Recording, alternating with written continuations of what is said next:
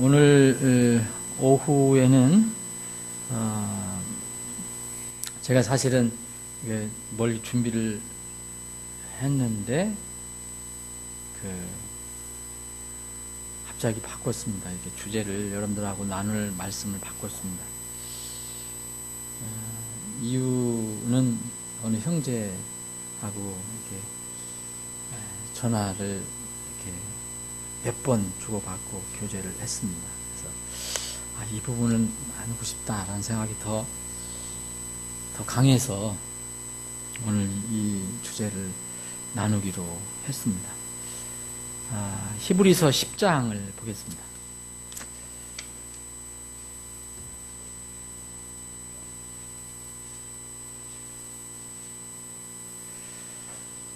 히브리서 10장 여러분들이 정말 익숙하게 잘 아시는 구절을 다시 한번 제가 봉독해 드리겠습니다. 10장 10절부터 바로 이 뜻으로 말미암아 예수 그리스도의 몸이 단 한 번 영원히 드려짐을 통해 우리가 거룩히 구별되었노라.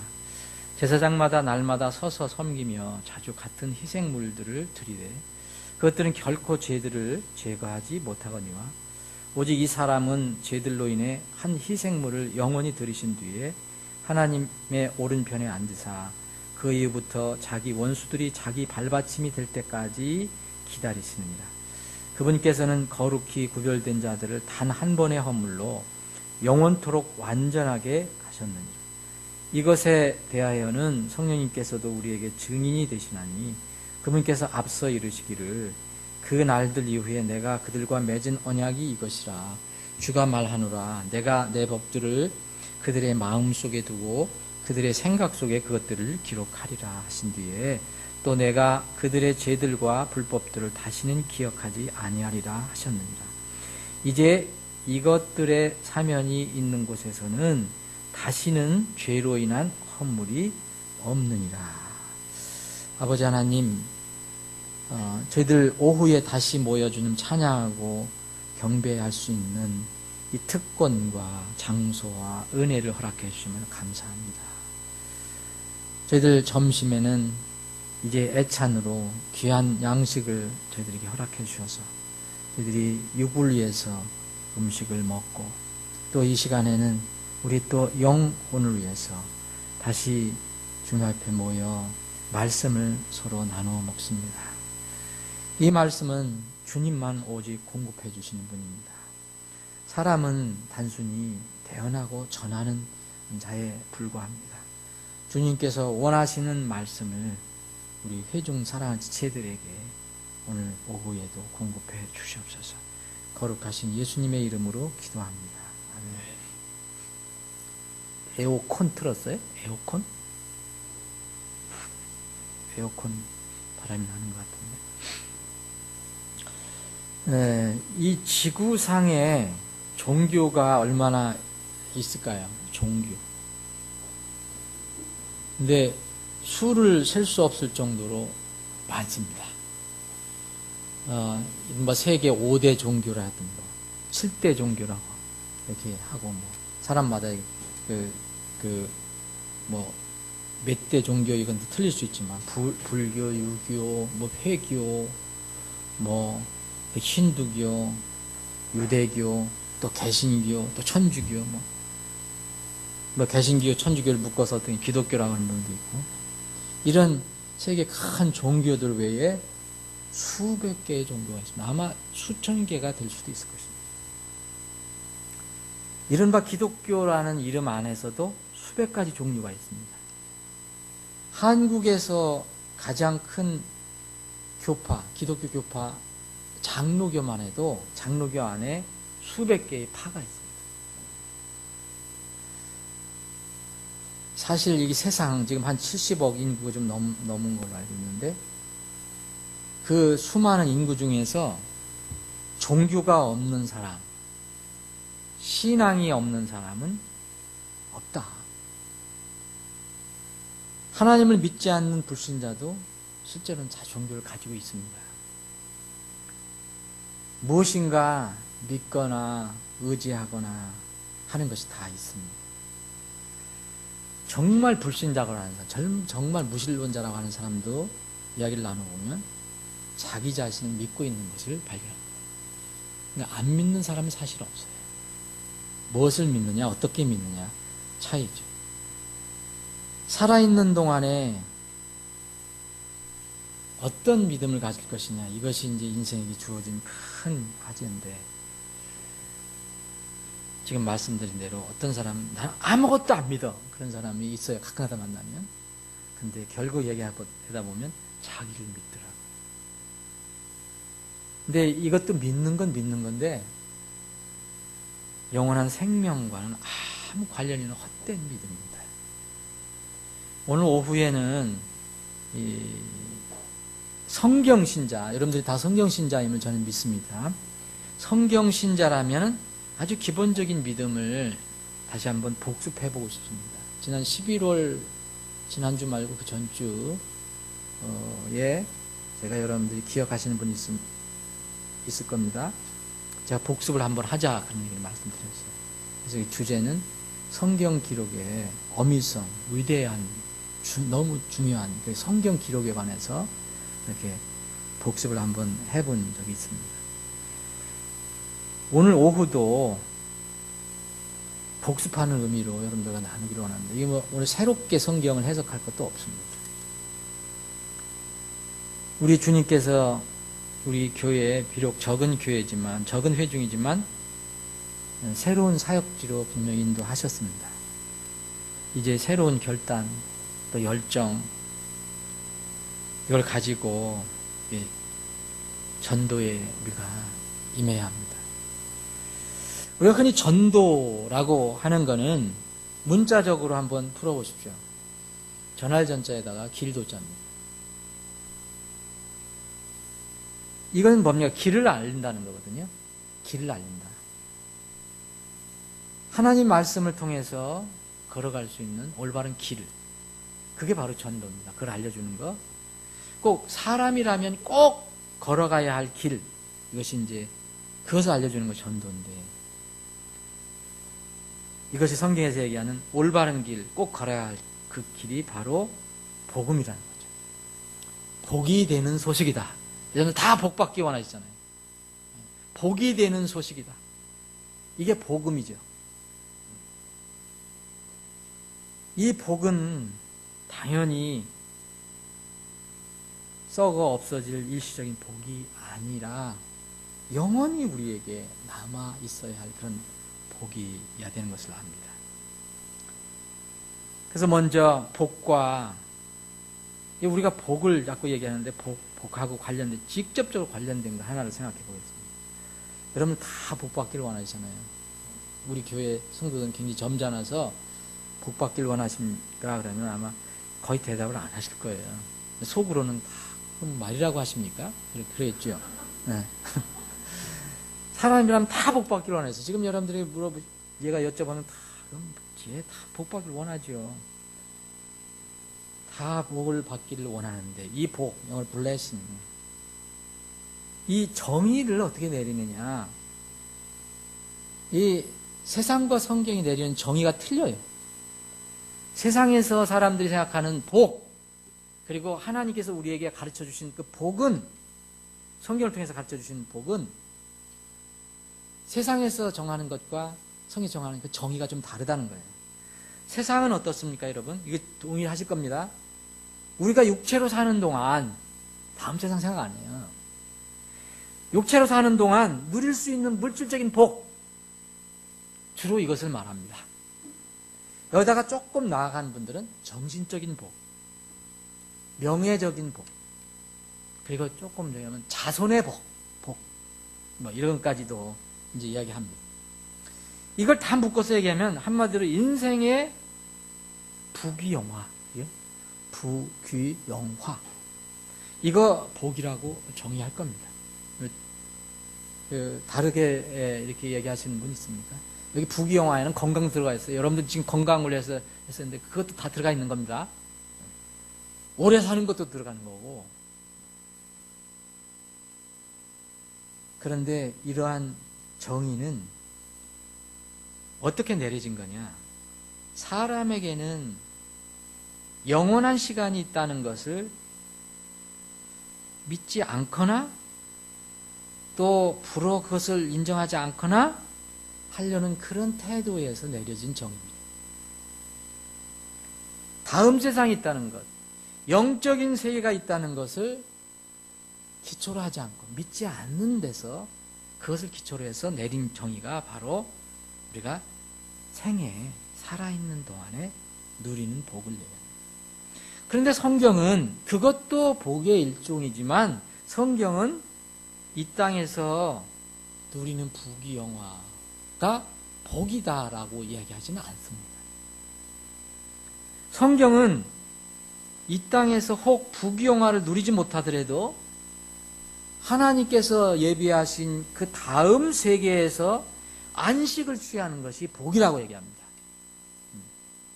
다음 세상에서 안식을 취하는 것, 이게 복이라고 얘기합니다.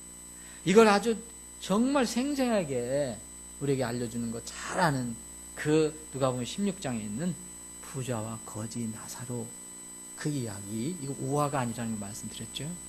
이걸 여러분들 생각하시면 이해하실 것입니다. 그리고 성경을 여러분 믿으시면 동의하실 것입니다. 누가복음 16장에 있는 거기에 두 사람이 나오잖아요. 예수님이 이야기하실 때 부자 이름 없습니다. 거지는 이제 나사로라는 이름을 가지고 있습니다. 근데 이 사람들은 지금 세상에서 내리는 정의의 복의 기준으로면, 복의 기준을 한다면 부자는 정말 복받은 사람입니다. 그러죠? 여러분 건강했죠? 그리고 돈이 많았죠? 부모님이 돈이 많아요. 왜냐하면 매일 연락을 했으니까. 연락이라는 게 뭐예요? 누굴 연락해 준다는 게 아니고 잔치를 만나려 했어요. 소돼지 잡고 막 풍물 들여다가 요새 같은 밴드 불러다가 막 노래하고 춤추고 그랬다고 그랬잖아요. 네? 평생. 네. 평생 그렇게 했어요. 그러면 뭐 세상적인 복의 정의로는 대단한 거죠. 대단한 복이. 사람들이 이걸 원하는 거 아닙니까? 전 부귀영화를 누렸죠. 부귀영화. 근데 나사로는, 이름이 있는 나사로는 정말 복이 없어요. 세상 기준으로는.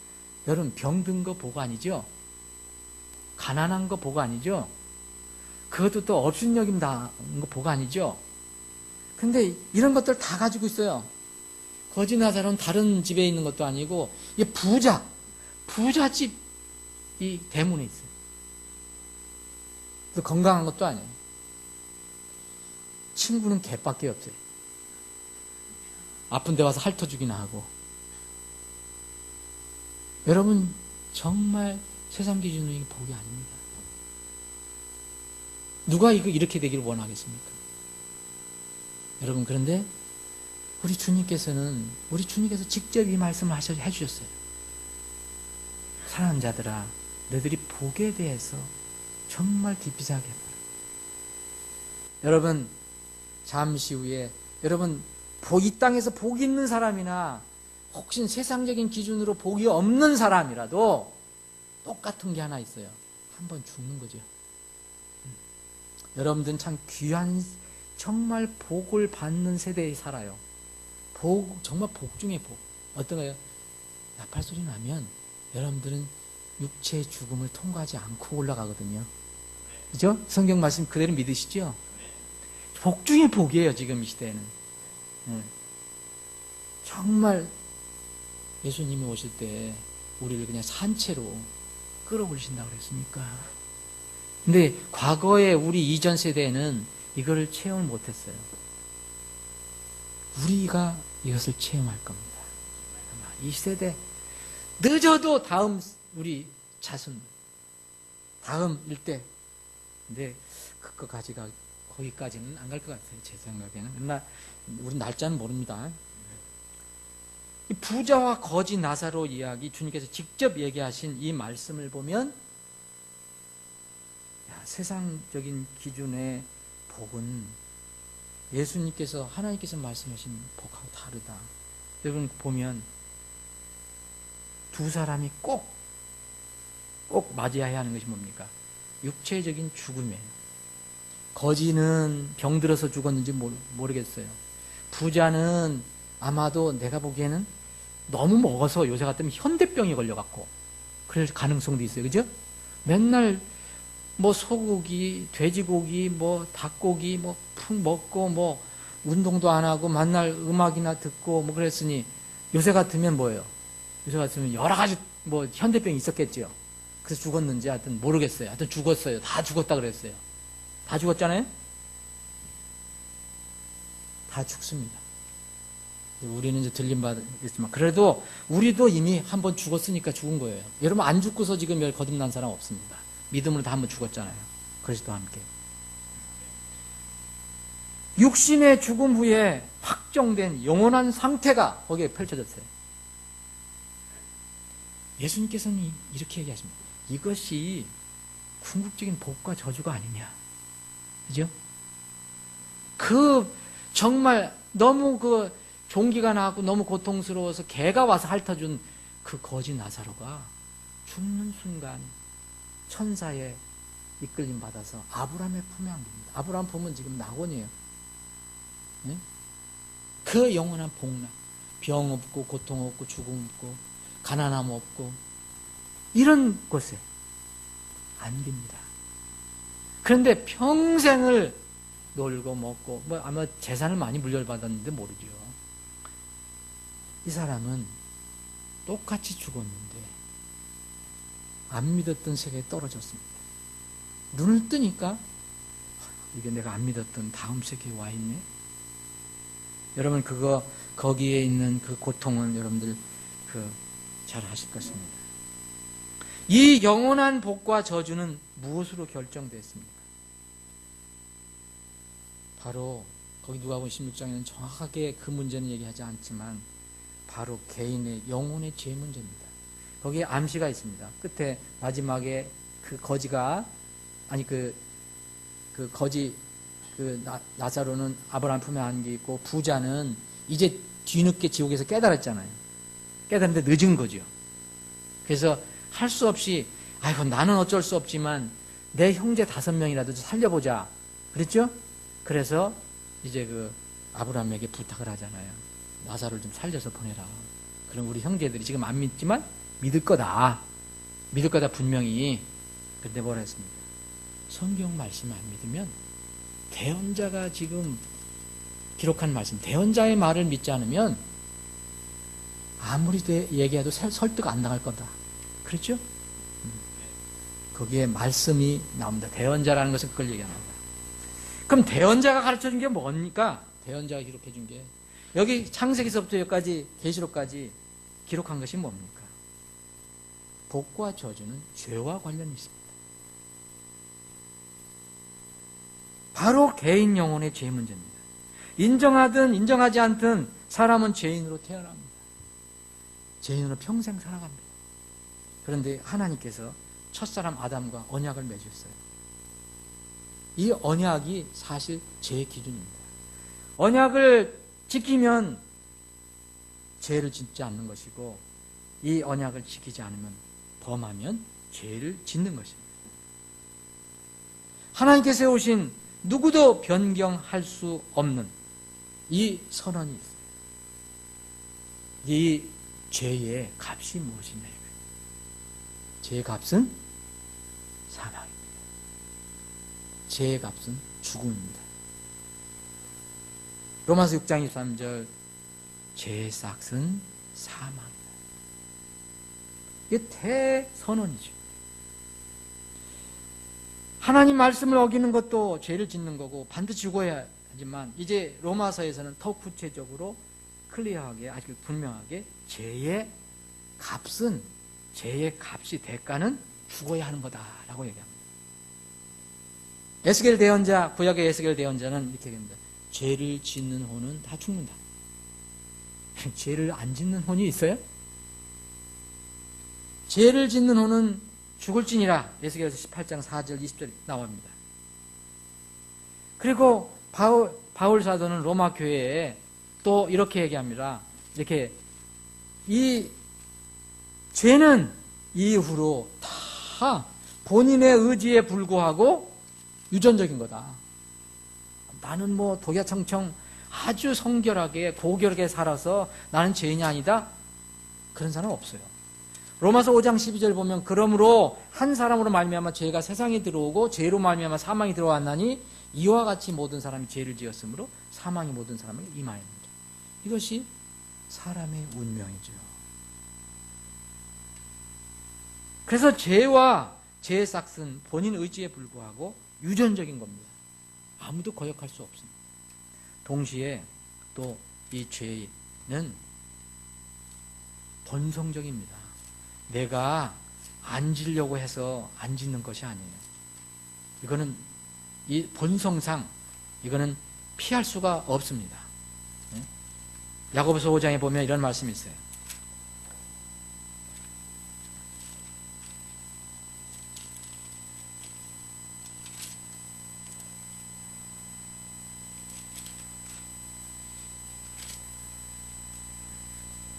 야고보서 1장입니다. 죄송합니다. 1장 14절 오직 모든 사람이 자기 자신의 욕심에 이끌려 유혹을 받을 때 시험을 받나니 그런즉 욕심이 대하면 죄를 낳고 죄가 완료되면 사망을 낳니. 사람 사는데 살아가면서 한 번도 욕심 안 낸 사람 없거든요. 그 욕심이 나중에 다 죄까지 인도해서 죄는 사망을 낳게 합니다. 그래서 사람은 이것을 피할 수 없는 겁니다. 누가 뭐라고 해도 아무도 피할 수 없습니다. 그러면 길이 있어야 되잖아요. 그래서 하나님께서 이 길을 열어주셨죠. 그래서 죄의 싹인 사망을 이기는 유일한 길, 그것이 바로 하나님께 준비하신 길입니다. 이것을 성경은 선물이라 하죠. 선물. 로마서 6장 23절 죄의 싹은 사망이나 하고 여기 끝나는 게 아니고 그 다음에 하나님의 선물은 예수 그리스도 우리 주를 통한 영원한 생명입니다. 이 유명한 구절을 여러분들 잘 생각해 보시면 죄의 싹하고 하나님의 선물이 대칭이 됩니다. 그리고 사망하고 영원한 생명이 대칭이 돼요. 죄의 싹, 사망, 하나님의 선물, 영원한 생명. 이게 대칭이 됩니다. 여러분, 선물, 상품이 아니라는 거예요. 상품은 돈을 주고 이렇게 받는 것이죠. 상품은 선물이 될 수 없습니다. 선물이 상품이 될 수 없고, 우리가 서로 사랑하거나 또 서로 존경하거나 또 뭐 가족끼리 이익권 관계가 없는 사람들은 서로 선물을 주고 받습니다. 이때 우리는 상품을 주고받는다고 하지 않습니다. 죄의 싹은 사망이나 하나님의 상품은 이렇게 얘기하지 않습니다. 하나님께서 우리에게 뭔가 은혜로 우리를 사랑하셔서 일방적으로 주시는 것입니다. 그런데 이 선물은 사람들이 서로 주고받는 이 선물은 아무리 좋은 의미가 있다 하더라도 그 선물을 받는 사람의 영원한 생명에는 아무 효력을 끼치지 못합니다. 반드시 생명과 관련되려면 하나님이 선물이야 합니다. 그래서 죄의 싹은 사망이나 하나님의 선물은 우리 주 예수 그리스도를 통한 영원한 생명입니다. 사람을 포함한 만물의 창조주이시고 주관자이신 하나님께서 주시는 선물은 무엇일까요? 그럼 여러분 선물이라는 선물이 뭘까요? 성경이 얘기합니다. 예수 그리스도 우리 주를 통한 말씀. 사실 이 선물 얘기하면 하나님의 선물 얘기하면 요새 기독교 안에서 교회 안에서 하나님 선물 얘기하면 대부분 사람들이 은사 얘기를 합니다. 은사. 그래서 사람들이 뭐 교회 다니지 십수년을 다녀도 아직 방언을 못 받았다. 나는 뭐 맨날 이렇게 허심심하냐. 뭐 느낌이 없다. 느낌 가지고 신앙생활 하는 거 아니거든요. 그냥 성경 말씀 믿는 거예요. 그래서 사람들이 방언, 뭐 신유, 무슨 또 뭐 특이한 예언을 해주는 거, 뭐 이런 것들을 많이 생각합니다. 은사, 선물. 그래서 하나님 선물하면 그거 생각을 많이 합니다. 그것도 받기를 열망합니다. 그런데 그 은사는 그런 은사가 성경에 분명히 있습니다. 이렇게 뭐 남을 돕는 은사도 있고 뭐 정말 다른 언어를 하는 것도 있고 다른 사람들 고칠 수 있는 능력을 가진 사람도 있고 있는데 지금 뭐 시대로 많이 이제 그 경륜이 많이 흘렀지만 어쨌든 자세히 말씀드릴 수 없습니다. 그 은사는 성경에 분명히 제시가 되어 있는데 그것은 죄 문제를 해결받은 사람이 아니고서는 아무 관련이 없는 겁니다. 그거는 영원한 생명을 얻은 사람에게만 하나님께서 각자 개인 특별하게 하나님 뜻에 따라서 주는 겁니다. 그 선물은 공통적인 것도 아니고 공평하지도 않습니다. 하나님께 주신 건 다 공평하지만 어떤 사람이 이 선물 받고 어떤 사람이 이 선물을 받습니다. 그런 면에서는 똑같지 않다는 거예요. 구원받은 사람이라도 모두 동일하게 이 은사, 이 선물은 못 받습니다. 그런데 죄와 관련된 하나님의 선물, 이것은 누구나 원하면 아무에게나 차별 없이 동일하고 균일하게 받을 수 있는 선물입니다. 그래서 선물입니다. 이 선물을 통해서만 모든 사람이 지고 있는 죄의 싹을 치를 수 있습니다. 다른 것은 싹을 치를 수가 없습니다. 죄의 값을 갚을 수가 있는 것은 그것뿐입니다. 아무리 좋은 선물, 세상에 좋은 선물이라도 이 하나님의 선물을 대체할 수 있는 것은 아무것도 없습니다. 하나님께 주신 오직 이 선물로만 죄 문제를 완전히 해결해 주십니다. 이 선물 무엇입니까? 쉽게 얘기하면 하나님께서 우리에게 주신 겁니다. 하나님께서 제일 먼저 우리에게 주신 게 뭡니까? 은사 여러분 생각하지 마시고 제일 먼저 뭡니까? 예수 그리스도를 주셨다고 했어요. 하나님께서 세상을 이처럼 사랑하사 뭘 주셨다 그랬죠? 자신의 독생자를 주셨습니다. 주셨다. 받는 것입니다. 그래서 누구든지 그를 받는 자, 다른 말은 믿는 자는 멸망하지 않고 영존한 생명을 얻게 된다. 하나님께서 주신 것입니다. 이것이 선물입니다. 바로 하나님의 선물은 예수 그리스도입니다. 그런데 그 예수 그리스도는 왜 우리에게 선물이 됩니까? 우리의 죄 문제를 완전히 해결해 주려고 보내신 것입니다. 이분을 통하지 않고서는 아무도 하나님께 갈 수 없기 때문에 정말 놀라운 선물입니다. 이분이 그래서 유일한 대속자고 구원자이십니다. 사람은 결코 구원자가 될 수 없습니다. 요새 이단 사이비 그 교주들은 대부분 자기들이 직접적으로 간접적으로 다 자기가 구원자임을 암시합니다. 심지어는 예수님은 실패했다고까지 얘기합니다. 그런데 성경은 다른 사람 안에는 구원이 없나니? 라고 얘기했습니다. 하늘 아래서 우리를 구원할 다른 이름을 사람들 가운데 주지 아니하셨다. 예수 그리스도는 어떻게 그러면 우리에게 하나님의 선물이 됐습니까? 사랑하는 여러분, 예수님이 여러분들에게 어떻게 하나님의 선물이 됐습니까? 여러분들 선물 받고 계십니까? 하나님 아버지께서 그 아들을 이 세상에 보내신 이유가 가장 첫 번째 목적이 뭡니까? 이거 오늘 복습하는 거라 했어요. 여러분 새로운 게 아니죠. 여러분들의 여러분들 죄 문제를 해결해 주려고. 그래서 침례자 요한이 예수 그리스도를 이렇게 만나고 나서 그러잖아요. 보라, 세상 죄, 내 죄도 있고 침례자 나도 거기에 있고 세상 모든 사람이 세상 죄를 제거하는 하나님의 어린 양이거든. 그래서 예수님이 오셨어요. 그분이 우리에게 선물이 됩니다. 근데 이게 너무 이 사람들은 관심이 없는 선물이에요. 저게 무슨 선물이야? 돈을 주고 떡을 주고 밥을 주고 못을 주고 좋은 자리를 주고 그래야 선물인데 이게 뭐 심심하거든요. 느낌도 없고요. 그러니 선물이 됩니까? 예수님께서는 그래서 우리의 세상의 모든 제거하기 위해서 가장 무서운 형틀 십자가에서 달려서 죽으신 것입니다. 죽으시면서 내가 다 이루었다, 끝냈다, 갚았다. 요한복음 19장 30절에 그리고 가셨어요.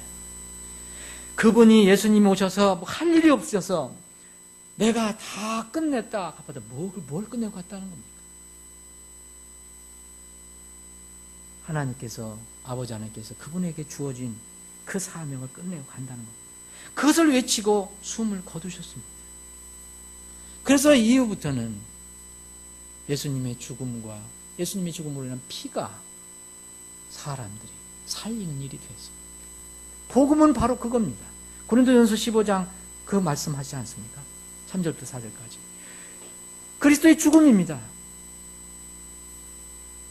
그것이 밑에 깔려 있습니다.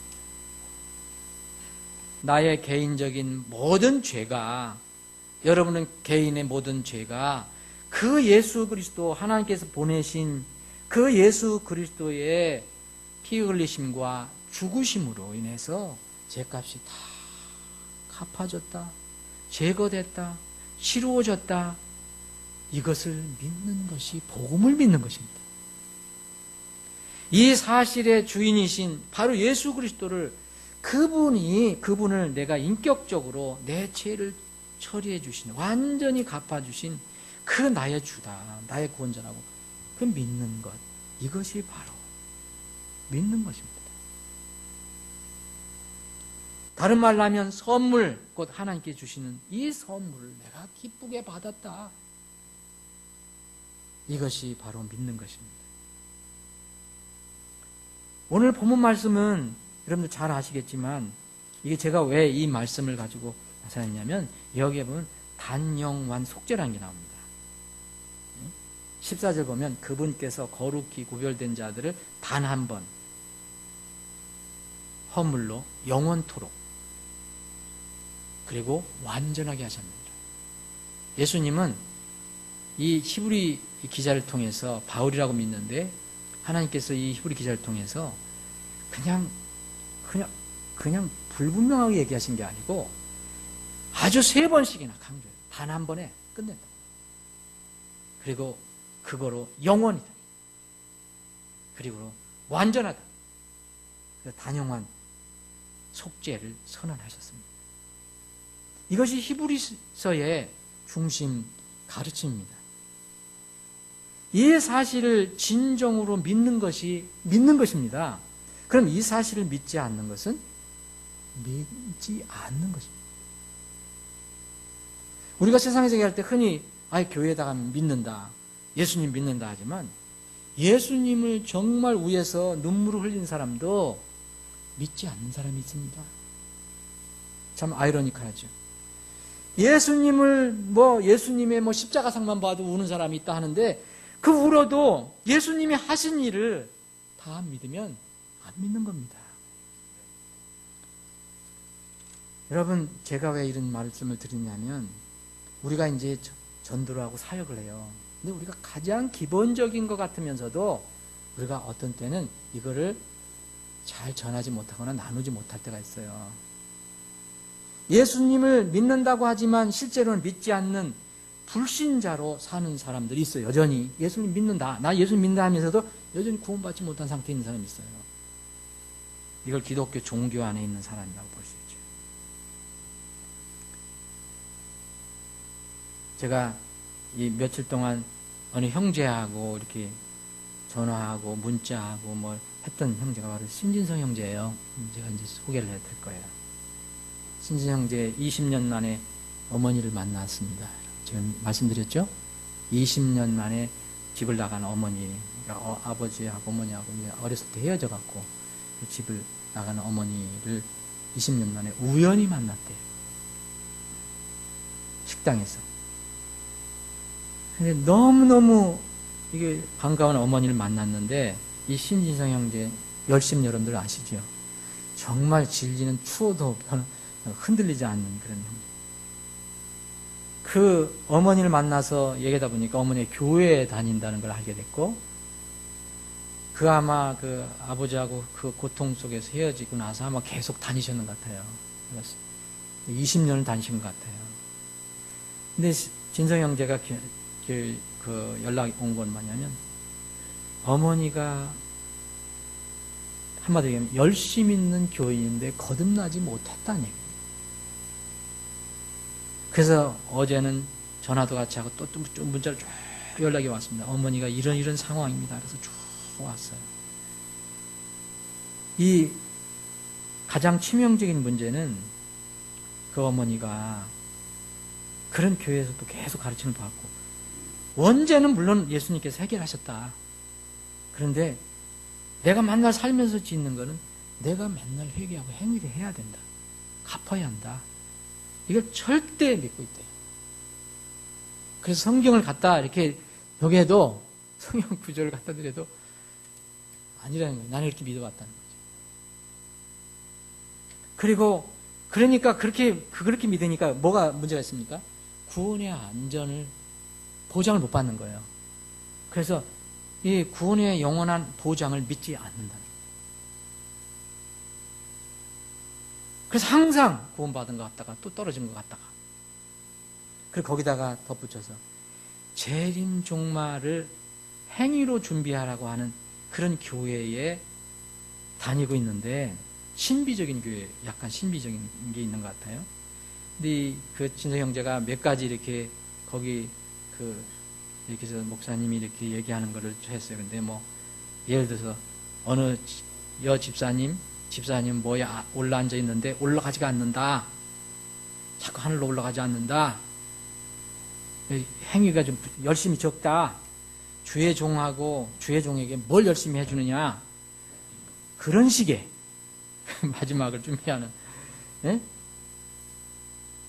뭐 하는 이런 건가 봐요. 거기다가 이제 진성 형제 관심 있는 성경 문제. 성경 문제는 더 어둡겠죠. 뭐 어머니가 뭐 자필 원본 하시겠어요, 말씀했더니. 그랬는데 성경 저기 한 게 없대요. 그냥 하나님께 처음에 주신 거 그것만 맞는 거지. 다 성경 뭐 다 그런 거지 뭐. 그러시다는 거예요. 이게 이 형제가 지금 마음에 그냥 막 불이 나갖고 기도해달라고 연락이 왔습니다. 저는 이 형제님하고 이렇게 교제하면서, 야, 이게 그 어머니만 문제가 아니구나. 우리가 여러분들 누굴 한번 만나면, 어떤 사람 만나면 정말 여러분 이런 분들이 꽤 많거든요. 그럼 여러분들은 어떻게 도와주고 어떻게 나눕니까? 어떤 때는 잘 안 돼요. 그죠? 어떻게 접근할까? 그래서 복습입니다. 뭐 새로운 거 우리가 성경에서 깨닫고 그러기보다도 이제는 우리가 아는 거, 우리가 배울 것도 또 계속 배워야 되지만, 이 기본적으로 정말 알고 있는 것을 잘 우리가 다른 사람들에게 전해야 합니다. 여러분, 한마디로 얘기해서 아무리 수십 년 교회를 다니고 대단한 직분을 가지고 있습니다. 여전히 자기가 짓는 죄를 내 힘으로 처리한다고 믿으면 여러분 구원이겠습니까? 아니겠습니까? 그건 불행하게도 아닙니다. 예수님께서 십자가에서 죽으실 이유가 없고 예수님께서 흘리신 피가 허무해지는 겁니다. 이게 중요합니다. 물론 당연히 자연인과 거듭난 사람의 죄의 태도는 분명히 또 구분이 되어야 합니다. 거듭난 신자와 불신자, 본성적으로는 모두 죄인이잖아요. 우리는 사실 어떤 겁니까? 여러분들 솔직히 얘기하면 우리는 용서받은 죄인이에요. 죄인이라는 것은 우리가 심판받는 게 아니고 우리가 그렇게 완전하지 못하게 산다 이거예요. 그런데 용서를 받았다는 거예요. 그런데 이것을 안 믿는 사람들은 여전히 용서받지 못한 죄를 가지고 있는 죄인들이에요. 다 죄인인데 그럼 무슨 차이가 있느냐 이거예요. 우리 거듭난 신자는 본성적으로는 여전히 육체적으로 여전히 죄인이지만 정죄 심판을 받지 않는다는 거예요. 예수님께서 그 문제를 해결해 주셨기 때문에 우리가 예수님 안에 있기 때문에 모든 죄들을 다 용서받았기 때문에 곧 여기 우리 오늘 읽은 성경 말씀은 다 사면을 받았기 때문에 자 하나님께서 예수님께서 우리를 단 한 번의 허물로 그분의 몸으로 영원토록 일시적인 것도 아니고 영원토록 그리고 불완전하거나 부분적으로 한 것도 아니고 완전하게 하셨다. 예수님 피가 그렇게 하셨다. 우리의 과거의 죄든 현재의 죄든 미래에 혹시 있을 죄도 우리가 알고 있는 죄든 모르고 있는 죄든 세상 죄를 정말 이렇게 해주셨다. 여러분들 이걸 믿으시느냐 이거예요. 기독교인이라고 하면서도 이걸 안 믿으면 하나님을 안 믿는 거고 성경을 안 믿는 거고 예수님께서 흘리신 피를 안 믿는 거예요. 그러면 예수님 믿는다, 십자가 믿는다, 예수님 피 믿는다면 그럼 몇 프로 믿는 겁니까? 그런 사람들이에요. 몇 프로 믿고 계십니까 지금? 99% 믿어도 안 됩니다. 여러분, 죄는요, 성경에서 죄의 싹슨 사망이라 그랬지, 사람들에게는 큰 죄, 작은 죄 있습니까? 죄의 싹슨 사망입니다.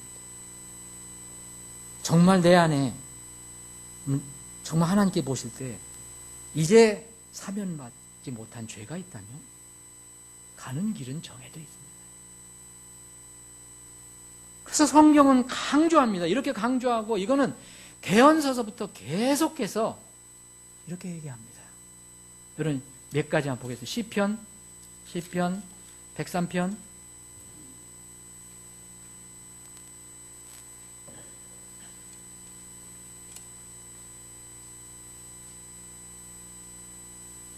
시편 103편 10절 보겠습니다. 그분께서 우리의 죄들을 따라 우리를 다루지 아니하시고 우리의 불법들을 따라 우리에게 갚지 아니하셨으니 하늘이 땅에서 높음 같이 그분을 두려워하는 자들에게 그분의 긍휼이 크시도다. 동이 서에서 먼 것 같이 그분께서 우리의 범죄들을 우리에게서 멀리 옮기셨느니라. 여러분, 이게 옮겼으면 옮긴 거지 뭐 남았습니까? 이사야서 38장. 그런데 여러분 이렇게 얘기하면 이상하게 생각하는 사람이 있습니다. 그 참 이상한 거 아니에요? 참 그게 이상해요. 저는 그것이 정말 알고 싶어요. 저는 이사야서 38장 17절 보옵소서 평안을 얻으려고 내가 큰 쓰라림을 받았거니와 주께서 내 혼을 사랑하사 부패의 구덩이에서 건져내셨으니 주께서 내 모든 죄를 주의 등 뒤로 던지셨나이다. 여러분 이 고백, 이 기자는 고백하길 뭐냐, 내 모든 죄를 주님께서 이제 더 보시지 않고 등 뒤로 던지셨다고 얘기합니다. 이거 여러분들 못 믿으십니까? 히브리서 10장 정말 못 믿으십니까? 그래서 이런 얘기만 하면 뭐 좀 이상 안 듣던 얘기인데,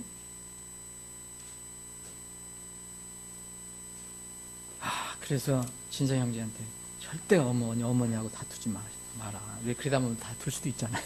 금방 급하게 정말 감격적으로 만났는데 또 이렇게 다툴 수 있잖아요.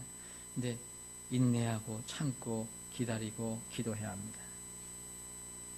여러분, 그러면 이렇게 얘기합니다. 이렇게 아니 그러면 우리 죄 안 짓는단 말입니까? 예, 우리 죄 지을 수 있습니다.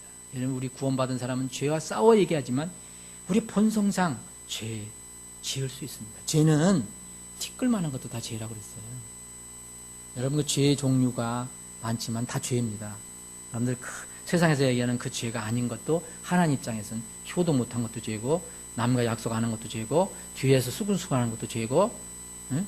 누구 헐뜯은 것도 죄고, 사실 남 안 볼 때 가지 말아야 할 곳 간 것도 죄고, 이 다 죄입니다. 그래서 죄의 싹은 사망이에요.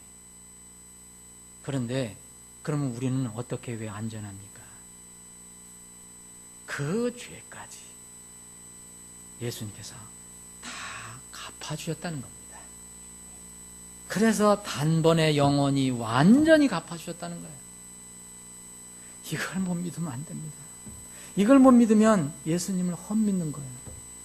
예수님을 인격적으로 뭐 성인 정도는 믿을 수 있지만, 그런데 이런 사람들이 적지 않다는 게 너무 안타깝다. 이건 한국 교회의 죄입니다. 한국 교회의 죄예요. 그러면 우리 같은 사람 본성적으로도 이제 죄를 질 수 있는데, 그러면 자연 불신자하고 뭐가 차이 있느냐? 다 죄지면. 근데 우리는 더 이상 죄의 권능과 효력이 우리를 지배하지 못합니다. 무덤도 우리를 다스리지 못합니다.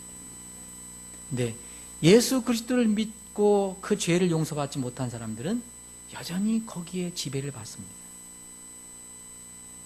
우리는 우리의 죄는 내가 알고 있던 죄든 모르고 있던 죄든 뭐 그거 하나님께서 우리를 다 이렇게 까서 저기를 하면은 밝히면 엄청나겠죠. 그거 다 하나님께서 이 십자가에 못 박아 주셨다고 얘기하셨습니다. 결코 이 약속은 변하지 않습니다. 그래서 우리가 아들이 됐습니다. 이 아들 신분은 절대로 박탈되지 않습니다. 왜냐하면 이걸 못 믿으니까 그 어머니가 뭘 또 못 믿는 거예요? 구원의 안전을 못 믿는 거예요. 구원의 안전을 못 믿습니다. 한 번 아들로 삼아주신 하나님은 절대 변심하지 않고 끝까지 아들로 삼으십니다. 근데 우리가 만약 아들이 돼서 죄를 지을 때는 어떤 문제가 생깁니까? 여러분 이거를 좀 잘 우리가 생각해야 돼요. 어떤 문제가 생깁니까? 아버지와 자녀와의 관계에 문제가 생깁니다. 아들 신분은 잊어버리지 않습니다. 아들은요 다시는 죄 때문에 정죄받지 않습니다. 심판받지 않습니다. 그런데 징계의 대상은 됩니다. 히브리서 12장 1절부터 10절에 보면 징계라는 말이 나오는데 이것은 아들에게만 주는 겁니다. 아들. 사생아는 징계라는 말이 맞지 않습니다. 징벌이에요. 심판이에요. 그거는. 우리 부모님들이 자녀들이 말을 안 들 때 때로는 매도 되고 또 때로는 이렇게 어떤 뭐 벌도 주잖아요. 너 밥 먹지 마. 밥 먹지 말고 안 하면 안 되지. 하여튼 뭐 있잖아요. 뭐 하지 말라는 게 있잖아요. 너 외출 금지야. 이런 벌이 있잖아요. 이거는 자기 아들에게만 하는 거예요. 옆에 있는 사람 집에 가서 괜히 저 녀석 못된 놈인데 그러면서 가서 너 밥 먹지 마. 얘기할 수 있습니까? 그거 히브리서 10장 보면 아주 구체적으로 했어요. 이 사생아한테는 징계하지 않는다는 거예요. 참 아들이니까 징계를 하는 거예요.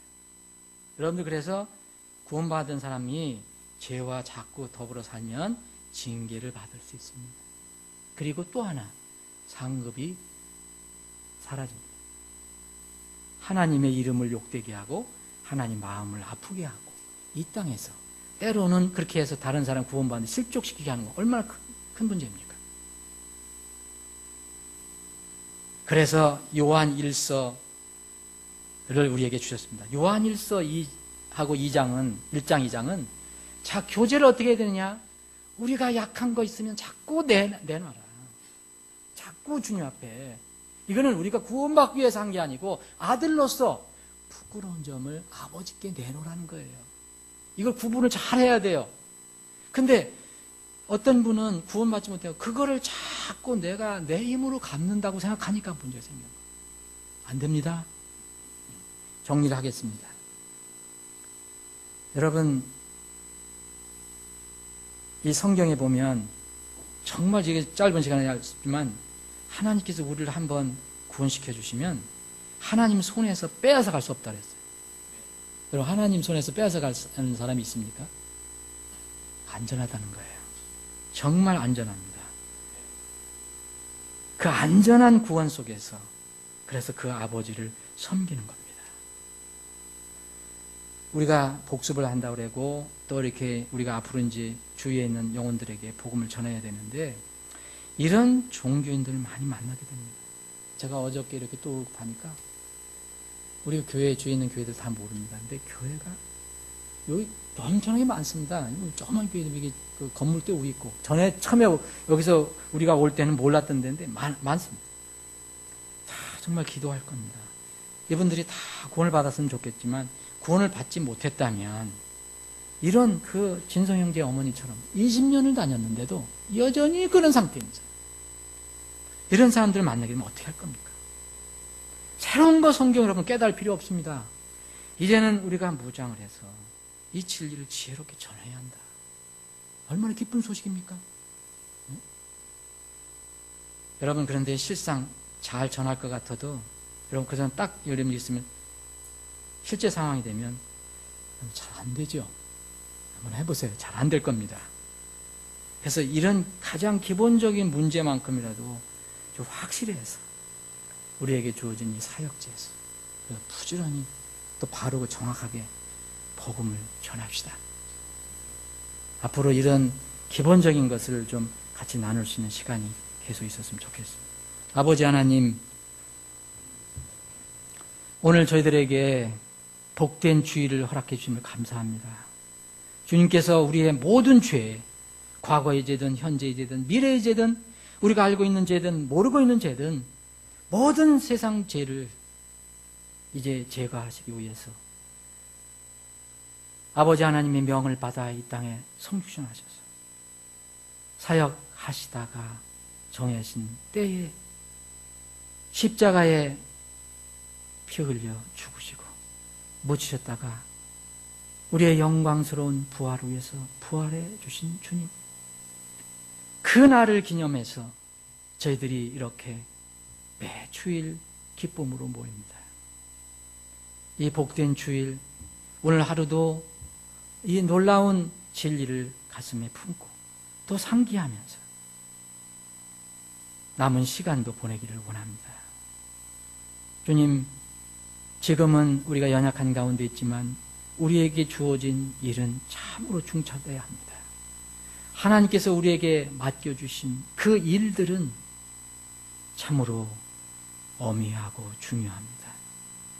이 일들을 우리가 잘 감당할 수 있도록 우리에게 믿음을 더해 주시고 또 지혜를 더해 주시고 또 영적인 근육도 더 튼튼하게 세워주시길 간절히 원합니다. 우리 지체들을 통해서, 우리 교회를 통해서, 우리 회중을 통해서 구원받는 혼들이 늘어나고, 그래서 교회에 더해지고 함께 그 진리의 길을 걸어가는 그런 기쁨이 우리에게 있게 하여 주시옵소서. 오늘 남은 오후의 모든 시간도 주님 손에 의탁합니다. 주님께 영광과 존귀가 되는 그런 시간이 되게 하여 주옵소서. 내일부터 또 오늘 저희들이 흩어지면 세상에서 또 한 주간을 보냅니다.